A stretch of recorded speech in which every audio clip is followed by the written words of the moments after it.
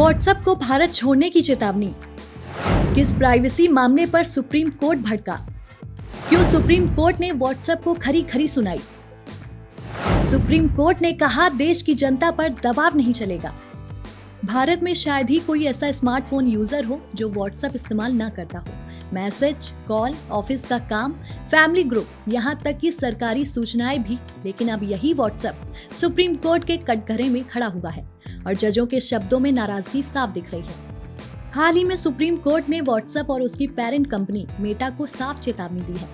अदालत ने कहा है कि नागरिकों की प्राइवेसी के अधिकार के साथ कोई कंपनी खेल नहीं सकती।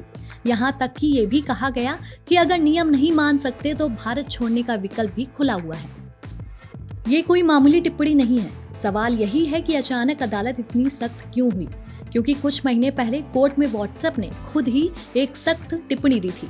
व्हाट्सएप ने एक मामले की सुनवाई में ये कहा था कि अगर हमें एंड टू एंड इंक्रिप्शन हटाने को कहा गया तो हम भारत से एग्जिट लेंगे, क्योंकि कोई दूसरा रास्ता नहीं बचा है। लेकिन ये मामला दूसरा है। आइए जानते हैं। चलिए बात करते हैं कि आखिर मामला शुरू कहां से हुआ, क्यों सुप्रीम कोर्ट ने इस पर नाराजगी जाहिर की। इस विवाद की जड़ है व्हाट्सएप की प्राइवेसी पॉलिसी। व्हाट्सएप सालों से ये कहता आ रहा है कि उसके message end to end encrypted E2EE से हैं और कोई तीसरा शख्स उन्हें नहीं पढ़ सकता। लेकिन समस्या मैसेज के कंटेंट की नहीं बल्कि यूजर डेटा की है। व्हाट्सएप अपनी नई पॉलिसी में ये साफ करता है कि वह यूजर का मेटा डेटा, यानी किससे बात हुई, कब हुई और कितनी बार हुई, डिवाइस की जानकारी और दूसरी तकनीकी डिटेल्स मेटा की बाकी कंपनियों, खास करके फेसबुक और इंस्टाग्राम के साथ शेयर नहीं कर सकता। भारत सरकार और अब सुप्रीम कोर्ट का सवाल यही है कि जब व्हाट्सएप भारत में करोड़ों लोगों का डेटा इकट्ठा कर रहा है तो उसका इस्तेमाल किस हद तक हो रहा है और किसके फायदे के लिए। टेक इट और लीव इट वाला रवैया क्यों खटक गया है सुप्रीम कोर्ट को? चलिए अब उस पर बात करेंगे। सुप्रीम कोर्ट की सुनवाई के दौरान जजों ने व्हाट्सएप के रवैये पर सीधे आपत्ति जताई। अदालत ने कहा कि व्हाट्सएप यूजर्स को ये नहीं कह सकता कि पॉलिसी मानो या फिर ऐप छोड़ो। भारत में व्हाट्सएप सिर्फ एक ऐप नहीं रह गया है, ये एक तरह से डिजिटल इंफ्रास्ट्रक्चर बन चुका है। छोटे दुकानदारों से लेकर सरकारी दफ्तर तक सब इसी पर टिके हुए हैं। ऐसे में यूजर के पास असल में कोई विकल्प नहीं बचता। भारत सरकार का रुख पहले से साफ हो रहा है कि यूजर डेटा भारत में रहना चाहिए और उसका इस्तेमाल देश के कानूनों के तहत ही होना चाहिए। व्हाट्सएप की पॉलिसी पर डर ये है कि डेटा विदेश में स्टोर होता है और मेटा जैसे ग्लोबल प्लेटफॉर्म उसका इस्तेमाल अपने बिजनेस मॉडल के हिसाब से करते हैं। ये सिर्फ विज्ञापन तक सीमित मामला नहीं है। Data profiling, user behaviour tracking और भविष्य में AI सिस्टम को ट्रेन जैसे मुद्दे भी इससे जुड़े हुए हो सकते हैं।